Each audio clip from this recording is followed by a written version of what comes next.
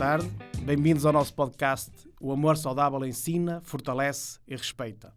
O meu nome é Vítor Pacheco, diretor pedagógico do Colégio Internato Claré, e hoje vamos refletir numa problemática, numa semana tão importante, que é a Semana do Amor, uma semana que nós celebramos o Dia de São Valentim.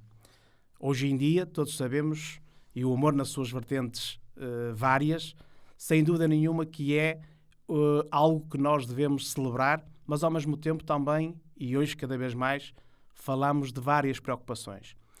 Vamos falar com quem sabe, com quem está no terreno, com quem connosco diariamente convive com estas problemáticas, hoje agravadas ainda mais também pelas questões das redes sociais, e temos connosco as duas psicólogas que trabalham connosco, Paula Campos, Carla Santos, a quem damos as boas-vindas e agradecemos.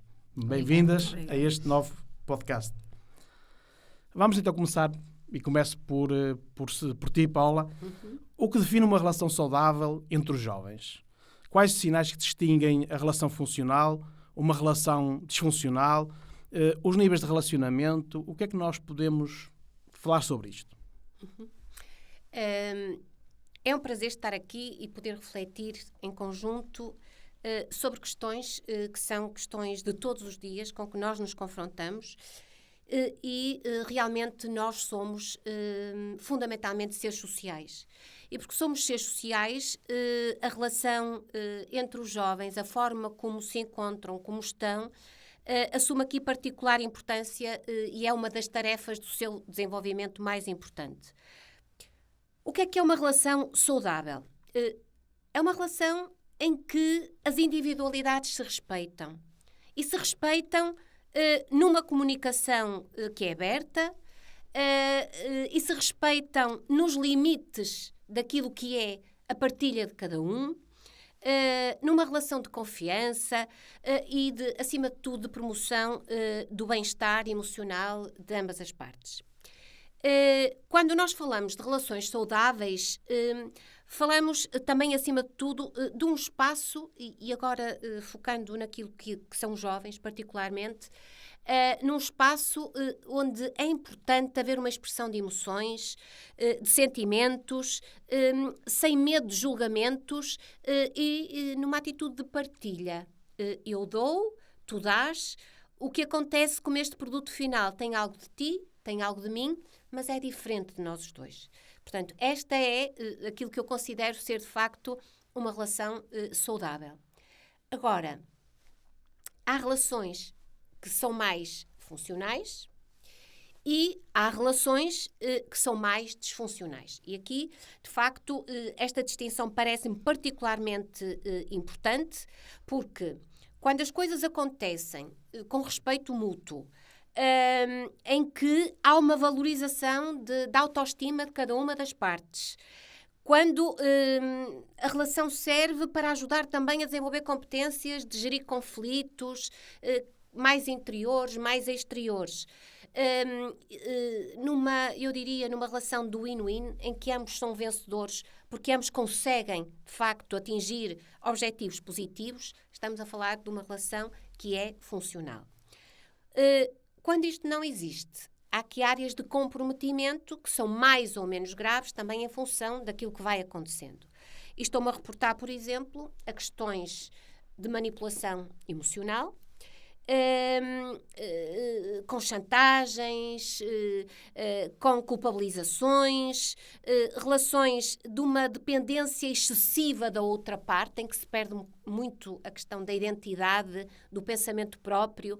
Eu deixo de pensar por mim e o meu pensamento é uma continuidade, é quase que um prolongamento do pensamento do outro.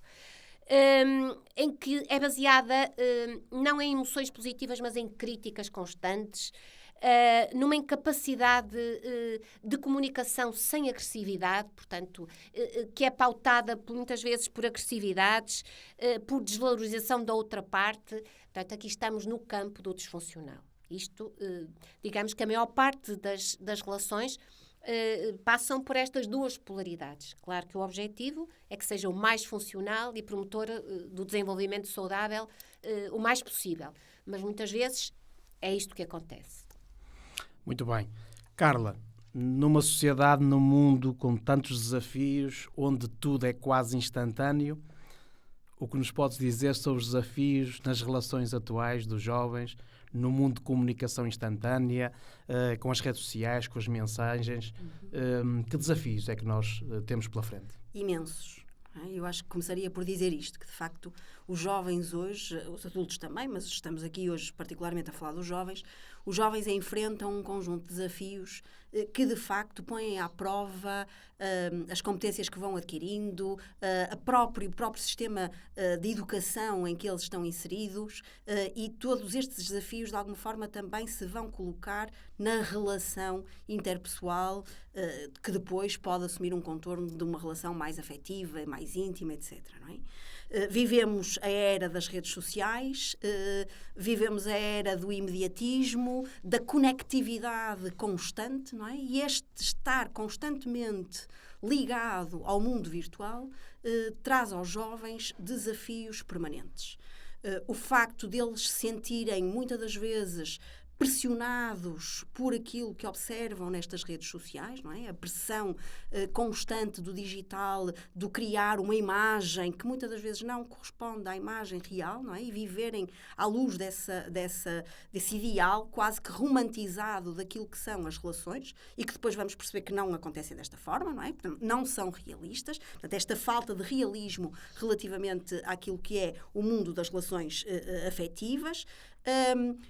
A questão da dificuldade que eles têm depois em mediar os conflitos que se tornam muito públicos, enquanto que há uns tempos atrás, na ausência, quando estas redes sociais não tinham este impacto, estes conflitos eram geridos de uma forma mais privada, não é? E quando assumem um contorno de elemento público, torna-se muito mais difícil de gerir de uma forma crítica e de uma forma sustentada, não é? Preocupa-me, sobretudo, aquilo que é a normalização dos comportamentos de controle, não é? Portanto, que decorre muito desta conectividade sistémica, não é? O acharem que que é legítimo controlar onde está o outro, o que é que ele coloca, que likes é que ele coloca, em que publicações, quem é que segue e quem é que não segue. Portanto, isto são desafios novos que se colocam por estas novas realidades e estas novas formas de relacionamento com as quais nós temos efetivamente que lidar. Eu pegava nessa ideia, precisamente, a vossa experiência é vasta no acompanhamento das crianças e jovens, e pegava nesta ideia, afinal, quais são os padrões comportamentais ou emocionais, se quisermos, mais comuns que podem comprometer, um relacionamento sadio entre os jovens hoje em dia? Uhum. Eu vou dar exemplos concretos que penso que para nós todos que somos educadores fazem mais sentido. Uma grande dependência emocional. Nós lidamos com jovens e às vezes temos conhecimento no nosso trabalho de problemas em que um jovem não dormiu sossegado porque ficou pendurado à espera de uma resposta, uma mensagem que mandou a outro colega, cuja resposta era muito importante para ficar calmo, para perceber bem o que é que o outro queria dizer. A resposta não veio. Isto leva a padrões quase de ideação. Porque é que ele não me respondeu a mim e, entretanto, soube que respondeu a outro colega. Não me respondeu a mim, respondeu a outro colega, se calhar já não é meu amigo, o que é que aconteceu? E, portanto, todo o pensamento começa a entrar para um plano quase da ideação. Portanto, há um filme que se faz e que depois, no dia seguinte, quando chegam à escola, quando chegam ao colégio, o primeiro impacto em termos relacionais, muitas vezes, não é em função daquilo que é a realidade, mas é em função desta ideação. Estou-me a lembrar, por exemplo, num caso concreto, de um aluno, uma aluna, não interessa, que chegou aqui e o primeiro impacto foi agredir verbalmente o colega. Ficou espantado. Mas o que é que eu te fiz?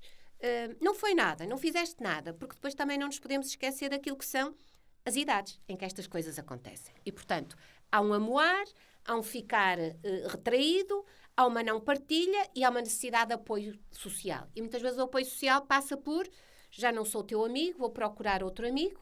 E de um momento para o outro, o foco nas aulas, na atenção concentrada nas tarefas, fica comprometido porque há um conflito implícito que se formou a partir de uma crença irracional, mas que se calhar, não havendo pessoas a quem eles possam recorrer ou ajudas, nos pares, nos psicólogos, num ou noutro professor que identifiquem, no coordenador, e, portanto, não havendo o à vontade para ir pedir ajuda, se transforma, muitas vezes, em comportamentos que são comportamentos que causam ansiedade, mal-estar, agressividade e relações, de alguma maneira, conflituosas, que urge, e vamos depois, se calhar, falar disto um bocadinho à frente, urge perceber, sinalizar, para poder intervir de forma efetiva.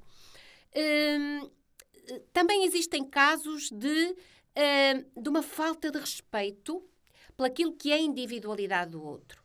Ou seja, há um segredo que é partilhado, que também é muito comum nesta fase da juventude, o melhor amigo, que é hoje o melhor amigo e que, portanto, a quem eu conto tudo e conto os meus segredos, e que depois muitas vezes se traduz no padrão da manipulação. Se tu não és meu amigo, eu vou contar o segredo à outra pessoa. Isto em jovens que estão a crescer, que estão muito preocupados, para quem a parte social, de facto, assume aqui particular importância, muitas vezes torna-se num grande problema e ficam reféns do outro, entre aspas, não é? Portanto, eu não o quero, eu estou zangado, mas eu tenho que ser amigo dele, porque senão ele vai contar o meu segredo. Isto é um emaranhado que, muitas vezes, no terreno, se pauta por relações de alguma agressividade verbal, às vezes física, e por mal-estar, que de alguma maneira passa para os outros contextos, nomeadamente o contexto da sala de aula, muitas vezes. O aluno está distraído, o aluno está triste e é sinalizado pelo professor como estando triste. Muitas vezes chega a casa e os pais não entendem o que se passa e também nos telefonam, não sei o que é que se está a passar com o meu filho, com a minha filha. Ou seja, estes padrões surgem exatamente de quê? De esta quase que incapacidade de um comunicar face-to-face e, como dizia a Carla, é muito hoje baseado nas mensagens, nas redes sociais, nos WhatsApps, muitas vezes públicos e que trazem para a praça pública, naquela rede que se estabelece, comentários acerca de colegas que fazem parte do próprio grupo, às vezes com intencionalidade, outras vezes sem intencionalidade, por exemplo, nos mais novos, sem terem noção das consequências e, portanto, são todos estes padrões que muitas vezes se configuram, às vezes em conflitos funcionais, passíveis de serem resolvidos, mas muitas vezes até conflitos com contornos de alguma preocupação. Claro que sim. Vivemos num tempo onde, de facto, a saúde e a saúde mental é importantíssima. E fala-se hoje em dia em toxicidade em diferentes formas. Até que ponto, Carla, podemos identificar nas relações interpessoais, nas relações entre os jovens, se é ou não uma relação tóxica, ou se há aqui alguns sinais ou alguns comportamentos ou algum padrão que nós tenhamos alguma dificuldade ou possamos de alguma maneira também identificar como sendo uma relação mais tóxica e ajudando aqui também os jovens a diminuir, ou se quisermos, a colmatar essas dificuldades de relacionamento. E sobretudo, se calhar, eles próprios identificarem. Que E estão acima de tudo num identificarem, relacionamento exatamente. tóxico, não é? Exatamente. Portanto, porque eu diria que infelizmente, há cada vez mais relações efetivamente tóxicas do ponto de vista emocional. Não é? E que parte muito por aquilo que a Paula estava a dizer, desta questão da dificuldade de perspectivar o respeito pelo outro. Não é?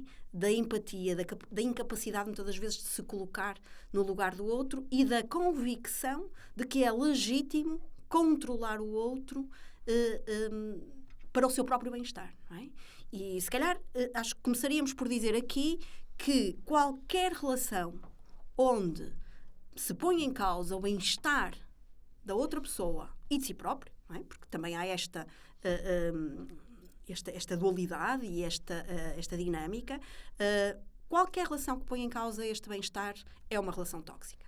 Não é? As relações devem ser de promotoras de crescimento, devem ser de capacitação de si próprio e dos outros. Não é? Quando nós não encontramos isto na outra pessoa, então isto é um sinal de alarme. E isto estamos numa relação tóxica. Não é? Qualquer relação, qualquer comportamento que implique a ausência de respeito pelo outro, pela sua liberdade, um menosprezo, muitas das vezes, pela identidade da outra pessoa. daquilo que a pessoa é, do que pensa, do que faz, e a ideia de que nós podemos controlar isto, não é? E que eu posso dizer, eu não quero que tu te vistas, por exemplo, desta forma. Não é? Tu não podes usar uma saia mais curta, ou não podes conviver com outros rapazes ou com outras raparigas, porque isto não há aqui domínio absolutamente de ninguém neste aspecto, isto é generalizado, e estes sinais são sinais de alerta para pais e para educadores, não é? Portanto, aos quais nós devemos estar muito, muito atentos. De facto, são sinais preocupantes e vivemos num mundo onde há dependências a vários níveis. Paula, o que é que pode caracterizar, o que é que caracteriza uma relação, se quisermos, ou uma dependência emocional numa relação? E como é que isso pode afetar também a autoestima, o próprio desenvolvimento e a liberdade dos jovens crescerem de uma forma saudável a esse nível? É exatamente isso que acabaste de dizer, Vítor. Ou seja, a questão da autoestima, da identidade, perde-se numa necessidade, às vezes quase doentia, da aprovação do outro. Ou seja, o que eu penso, o que eu faço, as decisões que eu tomo, aquilo que eu visto, nunca o faço por uma escolha própria e porque eu gosto e porque encaixa em mim e porque me faz sentir bem, mas eu preciso necessariamente da validação do outro. Porque se o outro diz, isso é piroso, eu não gosto disto, isto transtorna e faz exatamente com que muitas vezes leve a padrões de mudanças de comportamento. Mesmo nestes sinais exteriores. E quando se questionem porque é que tu mudaste, nós percebemos que por trás disto não está uma resposta. Eu mudei porque percebi que isto não é bom para mim, não gosto, mas senão os meus colegas abandonam-me. E este medo do abandono, muito nos jovens, porque de facto esta necessidade de aprovação do grupo de pares, das amizades, afigura-se aqui como uma tarefa importante desta fase do crescimento. E, portanto, há uma perda exatamente desta identidade, desta construção dos afetos que passa pelos outros, mas que em última instância é sempre a minha validação que deve estar e que deve suportar o desenvolvimento e o crescimento. E não. Nós hoje percebemos que muitos dos jovens tomam decisões e depois vão procurar a validação. E sempre que o outro critica e não gosta, há este medo e esta perda da perda do amigo, do colega, da atenção dos outros e, portanto, há quase que um subjugar. E claro que estamos a falar aqui quase numa relação bionívoca, não é? De duas pessoas, mas depois isto tem contorno do próprio grupo social e das lideranças que vão surgindo no meio disto tudo. Há pequenos ditadores, pequenos manipuladores que, por exemplo, têm grupos de amigos e turmas nas mãos, porque dominam um conjunto de estratégias. Isto tem muito a ver com questões que não é importante falarmos aqui, mas questões de personalidade e questões da própria validação. Basta alguém ser bem visto pelos outros, que há aqui uma movimentação da própria turma, no sentido de o que este disser, o que esta disser, se calhar, para sermos amigos deles, nós vamos ter que ceder e vamos ter que... Isto aconteceu em todos os tempos e acontece muitas vezes. Aqui, era aquilo que dizia a Carla, o grande problema disto é a fronteira. A fronteira a partir do qual eles deixam de ser capazes de desenvolver competências de resolução destes conflitos que surgiram toda a vida e que nos fazem crescer, também numa perspectiva desenvolvimental, e isto se transforma num medo, num monstro, numa ansiedade, muitas vezes difíceis de gerir. E nós percebemos que hoje, de facto, os níveis de ansiedade entre os jovens aumentaram significativamente e, portanto, a investigação diz isso. Nós constatamos isto porque trabalhamos há muito tempo com jovens e, portanto, constatamos isto. E muitas vezes é este medo intenso do abandono, de que os outros não me validem, não estejam comigo e muitos fazem e têm comportamentos que quando, por exemplo, nós os chamamos ao gabinete e os confrontamos, nós percebemos, no fundo, eu não queria ter feito isto. Eu fiz isto porque... E cá está esta tal constatação. Porque se eu não fizesse, eu perdi o meu melhor amigo, a minha melhor amiga. Pronto. E, portanto, a partir do momento em que isto causa sofrimento psicológico ao jovem, Isto entra na área da toxicidade que estivemos aqui a conversar. E, portanto, aí sim, nós temos que estar atentos, temos que encontrar mecanismos de sinalização para intervirmos e ajudarmos a crescer. Porque ajudar a crescer não é pôr-nos à frente deles e dizer devem fazer isto, devem fazer aquilo. É estarmos ao lado, é irmos refletindo, porque, em última instância, tem que ser eles a perceber, a fazer sentido, para que isto depois se transforme numa mudança de padrão comportamental. Não é? Esse sentido de responsabilidade é, sem dúvida, importantíssimo. Nós, enquanto educadores, enquanto escola, que também se preocupa com este conhecimento em rede e com esta literacia digital que nós queremos incutir nos nossos alunos, nós não podemos deixar de pensar que, se por um lado, esta capacidade que os jovens têm, de alguma maneira, poderem estar conectados e poderem estar também com frequência a estabelecerem relacionamentos, mesmo à distância, isso também pode ser perigoso porque pode controlar, ou a tentação de querermos controlar, consciente ou inconscientemente, mas a verdade é que estes meios, as redes sociais e os novos meios de comunicação também permitem, se calhar, interferir nos próprios relacionamentos dos jovens ao nível daquilo que é o controlo, se quisermos, um bocadinho mais específico entre um relacionamento entre os jovens. Quais são, digamos assim, as formas de controlo mais usadas? Se existe aqui algum padrão, se existe aqui alguns sinais mais específicos em relação a isso? Sim, há de facto padrões que podemos identificar. Não é? E se calhar o padrão principal tem a ver com esta ideia de que eu faço tudo isto porque me preocupo. Não é? Isto está um bocadinho tudo mascarado por um sinal de interesse e de preocupação pelo outro. E nunca no sentido de eu quero efetivamente controlar. E aqui é muito importante ajudar os jovens a irem refletindo sobre estes padrões de comportamento. Porque eles chegam lá. Eles começam a perceber que, de facto, esta forma de se relacionarem uns com os outros, se calhar não faz muito sentido e não é saudável, não é? Eu estou-me a lembrar um caso em particular que nós fomos acompanhando de alguém que, por exemplo, achava normal, natural, que fosse legítimo de acontecer, por exemplo, ter um localizador em tempo real de onde está a outra pessoa. Não é? E nós sabemos que agora os dispositivos digitais nos permitem isto. Não só a questão das redes sociais, mas depois todos os equipamentos tecnológicos que permitem, por exemplo, saber isto. Onde é que está a outra pessoa? Não é? E o que é que se perde aqui? Perde-se o espaço da liberdade. Aquele momento em que eu, não querendo estar com o outro, posso estar no meu canto, noutro sítio, a fazer outras coisas, com outras pessoas, e isso faz parte da minha liberdade de ser. Não é?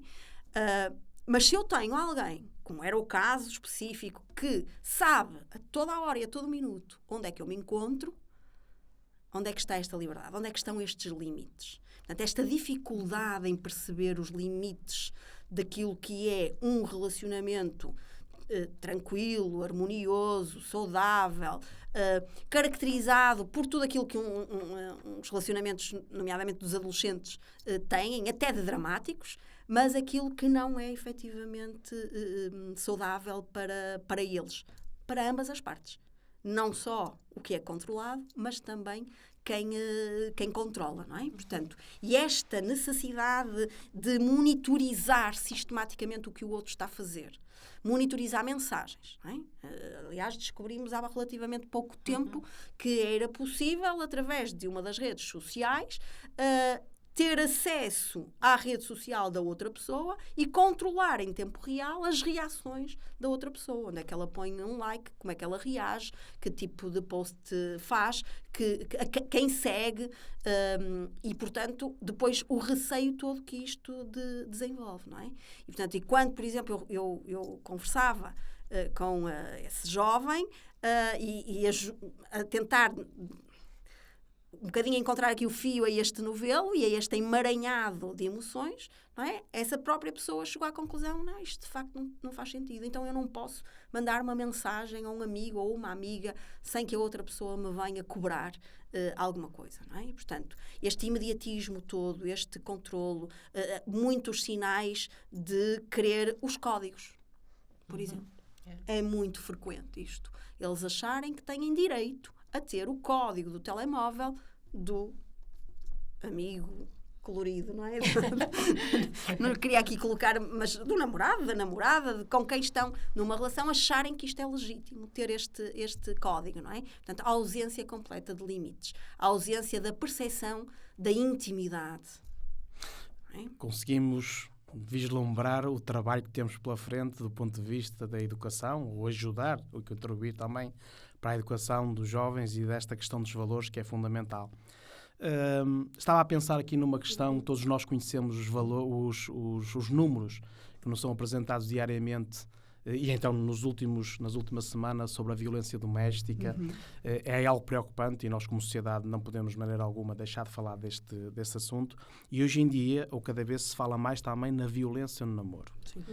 Estamos na semana, naturalmente, onde esta temática se insere, sobretudo para os mais novos, que é o dia dos namorados, e sem dúvida nenhuma que nós vamos vendo formas de violência física, verbal, emocional, que sinais podemos ver ou de alguma maneira quais são as manifestações que nós podemos encontrar em relações onde esta violência pode vir ao de cima, quer física, quer emocional, quer sexual.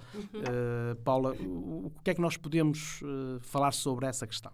Eu vou ser muito concreta e muito disruptiva, mas nós temos relações, como dizia a Carla, coloridas ou de namoro, ou em que uma das partes, e não vamos aqui fazer distinções de género, me dizia assim, a chorar, portanto num estado emocional exacerbado, eu no fundo aceito que ele me bateu porque me ama. Porque se eu não fosse importante para ele, ele não tinha ficado tão nervoso como ficou. E portanto, isto é um cenário. Outro cenário de um controle sistemático, como dizia a Carla, portanto, neste tipo de violência, que é uma violência emocional, deste controle sistemático, onde estás, com quem estás, o que estás a dizer, com quem estás a esta hora, não me respondeste há 5 minutos, que leva a que muitos dos implicados, dos jovens, digam, eu até estava a jantar com os meus pais em casa e até me entalei, um caso, porque tive que ir à casa de banho para lhe responder, porque eu já não estava a responder há 5 minutos e depois eu já sabia o que vinha a seguir. Portanto, isto são alguns sinais, não é, muito evidentes, de que hoje, do ponto de vista comportamental, atitudinal, nós temos, de facto, relações que são violentas. Violentas do ponto de vista físico, o bater, o beliscar, o encontrão, portanto, deliberado, no sentido de molestar o outro. Temos violência emocional, um bocadinho neste sentido de eu queria que tu estivesses sempre comigo, como não posso, é por isso que eu te exijo as mensagens sistemáticas, as respostas sistemáticas, quase num controle total da vida do outro, não é? Portanto, nesta perda, como dizia a Carla, destes espaços saudáveis de liberdade, de intimidade de cada um. E depois a questão da violência sexual, de jovens que são violentados por uma das partes, no sentido de fazerem cedências do ponto de vista físico, de maneira que depois vivem em situações até, de alguns silêncios que são dolorosos, porque até partilhar isto com alguém, às vezes nós estamos aqui a falar de espaços de tempo muito significativos. E, portanto, isto existe. Existem, não é um nem 2 casos. Existem, de facto, vários casos. Isto tem-nos preocupado muito e tem sido muito polo da nossa reflexão, porque estamos a falar de pessoas, não é? E de todos estes limites que já falamos aqui. Carla, nós somos educadores, os primeiros educadores são os pais. A verdade é que pais e escola têm que colaborar naquilo que é a prevenção destes padrões, diria, disfuncionais da que estamos aqui a falar, e, portanto, que de alguma maneira as relações interpessoais entre os jovens mais disfuncionais têm que ser efetivamente trabalhados, quer nas famílias, quer na escola. como é que nós podemos colaborar juntos nesta tarefa imensa de ajudar os jovens a ter umas relações interpessoais mais sadias? Eu acho que há aqui várias estratégias que nós podemos apontar. Parece-nos que a principal de todas é, de facto, a educação para os afetos. É centrar-nos nesta dimensão das emoções, mas também da inteligência emocional. Como é que eu giro as emoções, não é? Porque viver não é estar imune àquilo que são as emoções menos positivas, não é? É aprender a gerir essas emoções menos positivas. E trabalhar aspectos como a autoestima, a autoconfiança. Isto é algo que escola e família têm que, em conjunto, ser capazes de fazer. Depois há todo um conjunto de programas que podem ser implementados, não é? E que nós vamos trabalhando. A questão da literacia digital, que falavas há pouco, não é? A necessidade de educar os jovens para o tempo que passam online, para aquilo que é a gestão das suas redes sociais e da informação que colocam nessas redes sociais. As imagens que partilham, as situações que, de alguma forma, revelam das suas vivências, é preciso haver esta educação, não é? Todo o trabalho de promoção de competências a este nível são fundamentais. E eu diria, assim, que de uma forma muito simples, é ajudá-los a perceber o que é que o amor é e o que é que o amor não é. Porque às vezes parece-me que há aqui estas confusões claras entre quais são as diferentes... esta forma de amor positiva e legitimando todas as outras formas, não é? E, portanto, ajudá-los a crescer neste sentido. Paula, estamos quase a terminar esta conversa. Muito haveria a dizer, mas... muito concretamente, que sinais de alerta devemos estar atentos, pais e escola? E, por fim, antes de terminarmos, que mensagem poderemos deixar aos pais e educadores neste papel que temos, fundamental, para o bem-estar emocional, ou contribuirmos para o bem-estar emocional e afetivo nas relações interpessoais das nossas crianças e dos nossos jovens? Eu, se calhar, começava por destacar aqui o poder do exemplo. Acho que é muito importante, porque nós também aprendemos e crescemos usando o modeling e usando os exemplos que vamos vendo, quer em casa, quer na escola. Os pais são modelos de identificação. Os professores são modelos de identificação. Os jovens com comportamentos positivos e assertivos também são modelo de identificação. E trabalharmos, se calhar, num contexto como esta, como uma comunidade educativa de que todos fazemos parte, este poder do exemplo, de cada um de nós sentir que sempre que há uma violência entre dois jovens, numa relação mais ou menos íntima, mesmo como colegas, qual é o meu exemplo? O que é que eu dou? Como exemplo, aos jovens com quem eu lido todos os dias, em termos de padrão comportamental, de atenção, que os possa fazer olhar para mim e, se calhar, mesmo no silêncio, porque o silêncio fala, eles perceberem que há outras pessoas diferentes daquelas colegas, daquelas amigos que são mais tóxicos e que os perturbam. Porque, em última instância, eles têm, muitas vezes, consciência da perturbação. Sentem-se mal. Há mal-estar psicológico. Não têm força interior para irem ter com os recursos. E nós podemos ser modelos de identificação. Em segundo lugar, o poder da observação. É importante que os pais olhem para os filhos.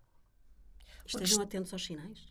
Porque estar com os filhos a jantar, no sofá, muitas vezes, num contexto de uma vida como temos, cansativa, nós olhamos, mas não vemos. E isto que a Carla estava a dizer é muito importante. Estar atentos aos sinais. Porque quando nós conhecemos bem os outros, nós percebemos que um olhar está diferente, que um padrão de comunicação também mudou, ou porque falam demais, ou porque deixaram de falar. Quando se está numa aula a olhar para fora da janela, a olhar para o teto, isto é um sinal. Quando se está numa aula e não se consegue estar calado, por muitas vezes que se diga olha para a frente e olha para o lado, nem tudo é hiperatividade. E, portanto, são estes sinais que, de facto, são fundamentais e que é o grande desafio que eu acho que nós hoje temos como educadores.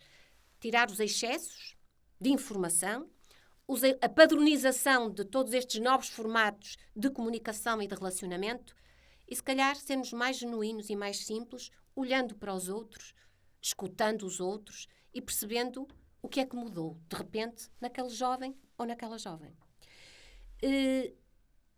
Se nós conseguirmos fazer isto, nós pelo menos conseguimos uma coisa que me parece importante e que nós falamos muitas vezes isto quando trabalhamos os casos.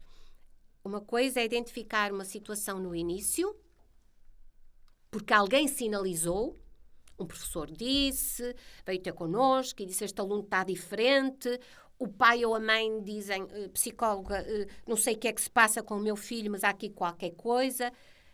Quando as coisas são detectadas e sinalizadas precocemente, a forma de trabalharmos muda radicalmente do que quando já estamos em situações, às vezes, de pânicos, de crises de ansiedade e de outro tipo de padrões que, não sendo muitas vezes, ou sendo até às vezes patológicos, tornam muito mais difícil a intervenção. O nosso tempo chegou ao fim. Fica aqui estes grandes desafios. Agradecer desde já à Paula e à Carla este excelente testemunho. Naturalmente que o desafio de educar pelo exemplo do coração e a partir do coração, sem dúvida nenhuma, que faz toda a diferença. É nisso que nós estamos concentrados e procuraremos naturalmente ajudar as nossas crianças, os nossos jovens a ter relações o mais sadias possível, contando naturalmente com a ajuda das famílias e estamos juntos nesta tarefa de educar. Portanto, até breve, até um novo podcast que seguramente vamos ajudar quem realmente está connosco diariamente. Muito obrigado. Muito obrigada. E só se calhar esta mensagem final, que é um bocadinho o mote do nosso podcast. O amor saudável ensina, fortalece e respeita. Muito obrigado.